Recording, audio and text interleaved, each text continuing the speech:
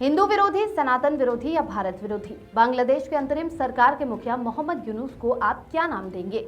वही यूनुस जिसने मुल्क में हिंदुओं की आस्था की धज्जियां उड़ा दी, मुल्क के हुक्मरान के सामने साधु संतों को तड़पाया गया, जिस मंदिर में सनातनी हाथ जोड़कर भगवान के सामने नतमस्तक होते हैं, उस मंदिर को ही उजाड़ दिया गया, तोड़ दिया गया, नेस्तनाबूद कर दिया गया।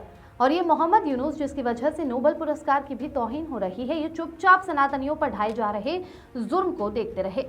और जब भारत ने आंखें दिखाई, एक्शन लिया, हमने सच्चाई दिखाई, तो यूनुस साहब ने इसे झूठा बता दिया, अपनी नाकामी को छुपाने के लिए इसे साजिश करार दे दिया।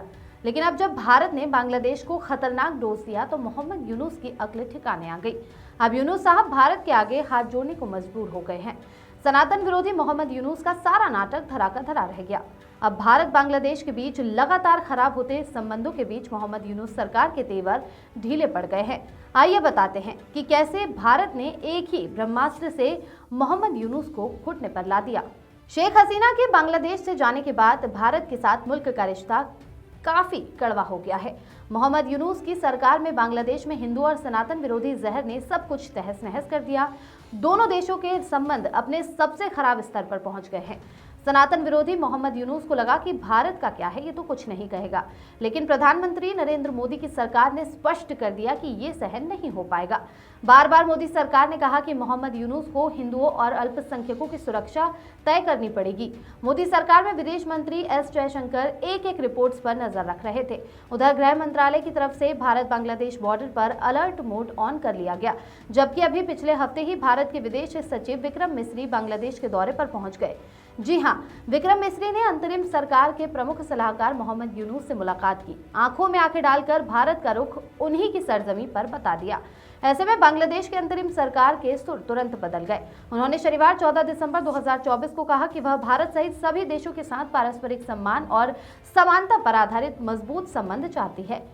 ढाका ट्रिब्यून अखबार की खबर के अनुसार विदेश मामलों के सलाहकार मोहम्मद तौहीद हुसैन ने नरसिंगडी के रायपुरा और बेलाबो उपजिलों में अधिकारियों, पत्रकारों, नेताओं और बुद्धिजीवियों के साथ 2 अलग-अलग बैठकों के दौरान ये टिप्पणियां की हैं।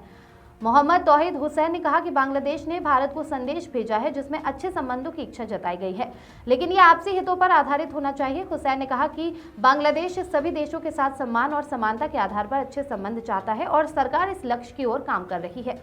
बहरहाल इस बीच मोहम्मद यूनुस के अंतरिम सरकार का भारत की तरफ रुख काफी अलग है। वो भारत के साथ अच्छे संबंधों की इच्छा लिए बैठे हैं, क्योंकि वो जानते हैं कि बांग्लादेश में चल रही उनकी नुक्कड़ नाटक के बंद होने का समय आ गया है। भारत से दुश्मनी मोल लेना उनके करियर की सबसे बड़ी गलती साबित होगी, क्योंकि फिलहाल ये वक्त है जब प्रधानमंत्री नरेंद्र मोदी की कूटनीतिक विदेश नीति दुनिया भर में चर्चा का विषय बनी हुई है। भारत दुनिया का ऐसा देश है जिस पर पूरी दुनिया का व्यापार बड़े स्तर तक फैला हुआ है। सैन्य के लिहाज से भारत एक मजबूत सैनिक शक्ति है। बहरहाल भारत ऐसे कई पैमाने पर सोच से भी आगे है और शायद इसीलिए बांग्लादेश के निजाम मोहम्मद यूनुस को ये सब एहसास हो रहा है। वीके न्यूज, राष्ट्र के नाम।